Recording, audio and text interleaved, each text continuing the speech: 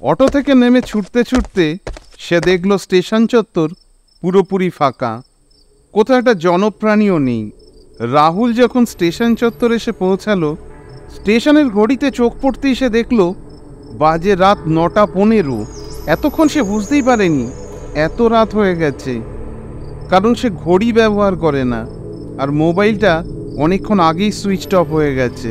যখন সে অটো লাইনে দাঁড়িয়েছিল তখন একজনের কাছে শুনেছিল যে বাজে প্রায় 8:30, কিন্তু এইটুকু রাস্তা আসতে প্রায় মিনিট 45 টাইম লেগে গেল। টিকিট কাউন্টারে বসে থাকা লোকটাকে জিজ্ঞাসা করলো, আচ্ছা বর্ধমানের ট্রেনটা কি বেরিয়ে গেছে? লোকটা রাহুলের দিকে একটু বিকৃত মুখ করে তাকিয়ে বলল, তা কি আপনার জন্য ট্রেন থেমে থাকবে? 9:40 তো ট্রেনটা বেরিয়ে গেল। ও আচ্ছা, এর পরের ট্রেনটা কটায় আছে? পরের ট্রেনটা শেষ ট্রেন, ওটা 10:45 আছে। আপনি তাহলে ওই ট্রেনটাই ধরতে পারেন। তবে সাধারণত লাস্ট ট্রেনের জার্নির অভিজ্ঞতা খুব একটা ভালো হয় না। না না, আমার তাতে কোনো অসুবিধা নেই, আমি লাস্ট ট্রেনেই যাব। আর তাছাড়া লাস্ট ট্রেনে জার্নির অভিজ্ঞতা আমার আছে, আমি অনেকবার লাস্ট ট্রেনে জার্নি করেছি। তাহলে তো ভালোই। ঠিক আছে, আপনি ওয়েটিং রুমে অপেক্ষা করুন, ট্রেন আসার আগে আপনাকে জানিয়ে দেওয়া হবে। আপনার যাত্রা শুভ হোক। হ্যাঁ ধন্যবাদ। টিকিট কাউন্টারে লাগোয়া ওয়েটিং রুম। রাহুল বাইরে থেকে দেখলো ওয়েটিং রুমটা পুরো ফাঁকা। ওয়েটিং রুমের বড় কাচের দরজা ঠেলে সে ভেতরে ঢুকলো। সেখানে বসার জন্য 10-12টা চেয়ার রয়েছে। তার মধ্যে একটা চেয়ার নির্বাচন করে সে তাতে বসে পড়ল। কাঁধের ব্যাগটা খুলে পাশের একটা চেয়ারের ওপর সে রাখলো। তারপর একটু বিশ্রাম নিয়ে ব্যাগ থেকে একটা ম্যাগাজিন বার করে পড়তে লাগলো। কিন্তু সময় কিছুতেই কাটতে চায় না। রাহুলের কাছে প্রতিটা সেকেন্ড যেন এক একটা ঘন্টা বলে মনে হতে লাগলো। তার মধ্যে রয়েছে মশার কামড়। মশাগুলো সাইজে এতটাই বড় যে এক একটা মশা প্রায় একবারে এক বোতল রক্ত প্রায় শরীর থেকে গায়েব করে দিচ্ছে। একবার ভাবলো, না এইভাবে তো এখানে বসে থাকা যায় না। ওয়েটিং রুম থেকে বাইরে বেরিয়ে যদি প্ল্যাটফর্মে ট্রেনের জন্য ওয়েট করে তাহলে কীরকম হয় ব্যাপারটা। কিন্তু বাইরে যা প্রচণ্ড শীত, তাতে বাইরে দাঁড়িয়ে থাকতে থাকতে তার সারা শরীর যেন অবশ হয়ে যাচ্ছিল। শীতল হাওয়ার স্রোত যেন তার শরীরটাকে ভেদ করে বেরিয়ে যাচ্ছিল। সে আবার বাধ্য হয়ে ওয়েটিং রুমের ভেতরে এসেই বসলো।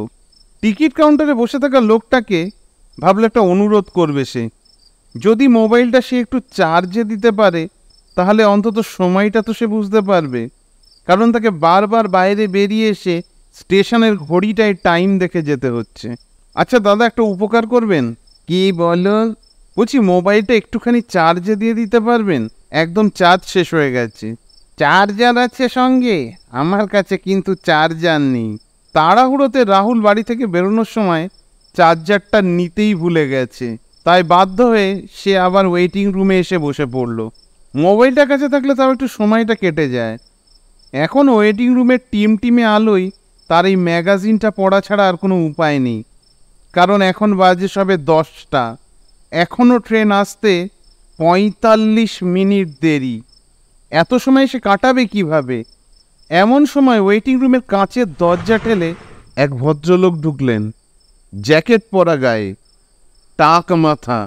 তার বয়স বছর 40-45 হবে। লোকটার হাতে একটা কালো রঙের ব্যাগ ছিল। লোকটা ঠিক রাহুলের সামনের সোফাতেই বসলো এবং পকেটে রাখা সিগারেটের বাক্স থেকে একটা সিগারেট বার করে ধরালো।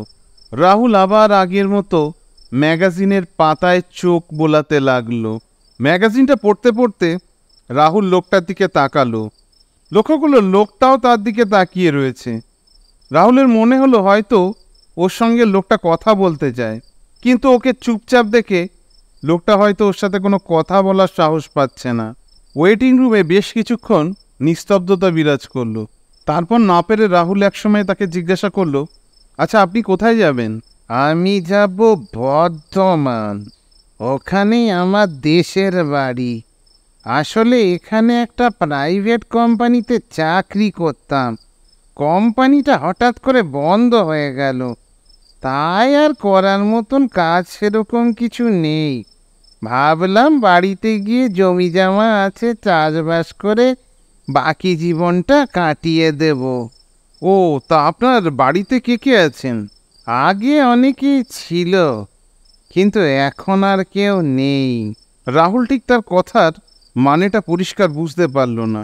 লোকটা আবার বলল, এখন আমি পুরো একা, আমার পরিবারে কেউ আর নেই। বিয়ের পর ছেলে দিল্লিতে শিফট করে গেছে, আর আমার স্ত্রী 2 বছর হলো ট্রেন অ্যাক্সিডেন্টে মারা গেছেন। ও, ভেরি স্যাড। কিছু মনে করবেন না, আমি ঠিক জানতাম না ব্যাপারটা। না না, এতে আর মনে কি করব। এইভাবে দুজনে কথা বলতে বলতে বেশ খানিকটা সময় কাটিয়ে দিল। গোটা 45 মিনিট সময় কিভাবে কেটে গেল তা তারা বুঝে উঠতে পারল না। বিভিন্ন রকম আলোচনা তাদের মধ্যে হলো। হঠাৎ কাঁচের দরজাটা ঠেলে একটা লোক ভেতরে ঢুকে আসলো। আরে, এটা তো টিকিট কাউন্টারের সেই লোকটা। আপনারা বেরিয়ে আসুন, ট্রেন আসার সময় হয়ে গেছে।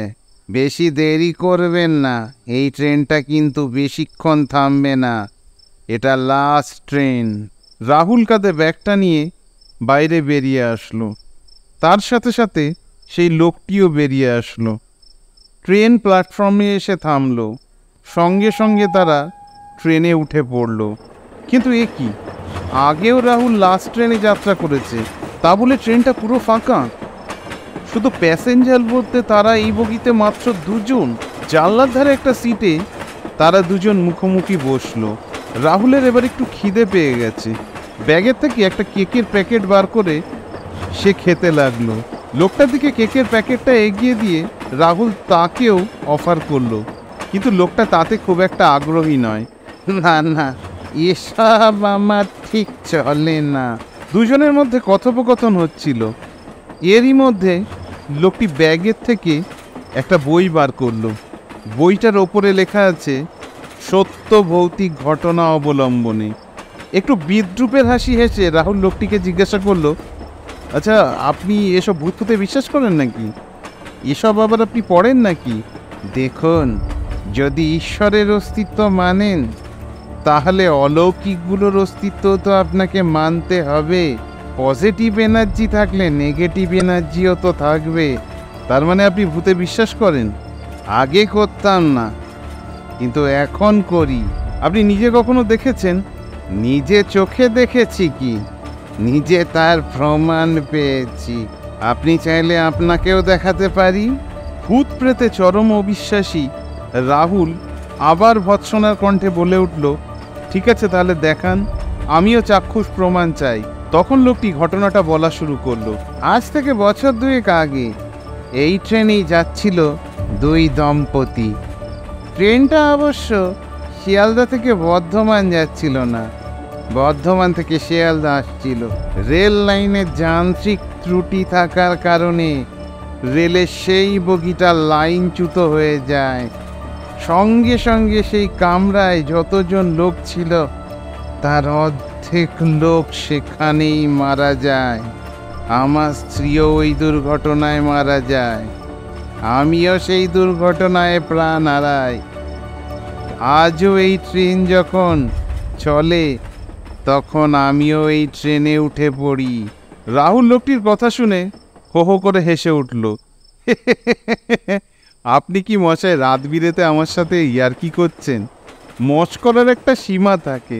তার মানে আপনি বলছেন আপনি আজ থেকে 2 বছর আগে মারা গেছেন ট্রেন অ্যাক্সিডেন্টে? এটা আমি বিশ্বাস করব? যদি বিশ্বাস না হয় প্রমাণ নিজেই দেখে নিন। মুহূর্তের মধ্যে রাহুল দেখল লোকটার চেহারা পরিবর্তন হয়ে গেল। লোকটার সারা শরীর যেন জীবিত মানুষের মতো নয়, যেন একটা পচা গলা মৃতদেহ তার সামনে বসে আছে। তার শরীর থেকে বীভৎস দুর্গন্ধ ছাড়ছে, আর তার পাশে বসে আছে আর একজন মহিলা। সেও বোধহয় জীবিত নয়। তাদের দুজনের চোখ টকটকে লাল, আর কি বীভৎস সেই হাসি। আস্তে আস্তে সেই লোকটা রাহুলের দিকে তাকিয়ে বলছে,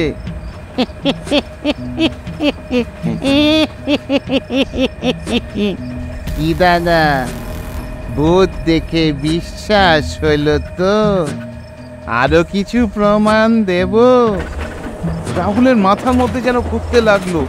তার বুকের মধ্যে হৃৎপিণ্ডটা যেন তীব্র গতিতে চলা শুরু করলো। সে নিজের চোখকে বিশ্বাস করতে পারছে না। রাহুল সেখানেই অজ্ঞান হয়ে সিটের ওপর পড়ে থাকলো। দাদা, আরে ঘুমিয়ে পড়লেন নাকি? উঠুন, আবার তো ট্রেন ছেড়ে দেবে। বর্ধমান জংশন তো চলে এসছে, নামুন, এরপরে তো আর যাবে না। রাহুল চোখ খুলে দেখলো তার সামনে একজন মাঝবয়সী লোক দাঁড়িয়ে আছে। রাহুলকে দেখে আবার সে বলল, আরে দাদা উঠুন, ট্রেন তো আবার ছেড়ে দেবে, নামুন, কি ঘুম আপনার? রাহুল ওঠার চেষ্টা করলো, কিন্তু মাথায় সে প্রচণ্ড যন্ত্রণা অনুভব করলো। এবার সে মনে করতে লাগলো তার সাথে ঠিক কী হয়েছিল। সমস্ত ঘটনা তার মনে পড়ল। ইহজগতে ফিরে এসে রাহুল লোকটিকে জিজ্ঞাসা করলো, আচ্ছা দাদা, এটা কোন জায়গা? আরে দাদা, এটা বর্ধমান জংশন, এখানেই তো ট্রেনটা লাস্ট, আপনি উঠুন, এবার নেমে যান। বাইরে প্ল্যাটফর্মের দিকে তাকিয়ে রাহুল দেখলো, হ্যাঁ সত্যি সে বর্ধমান জাংশনে চলে এসছে। তার মানে রাতের বেলায় সে সত্যিই ট্রেনে উঠেছে। সে সত্যি সেই লোকটার সাথে কথা বলেছে ওয়েটিং রুমে। কিন্তু সে ঘুমিয়ে ঘুমিয়ে স্বপ্ন দেখেনি তো? হয়তো এমনও হতে পারে ট্রেনে উঠে সে ঘুমিয়ে পড়েছিল, ঘুমের মধ্যে স্বপ্ন দেখেছে। কিন্তু এটা স্বপ্ন নয়। সামনের সিটের দিকে তাকিয়ে দেখলো সেই বইটা এখনো সেখানে রাখা আছে। কানে শুধু একটা কথাই বারবার বাজছে, যদি ঈশ্বর বলে কিছু থেকে থাকে, তাহলে ভূত বলেও তো কিছু নিশ্চয় থাকবে।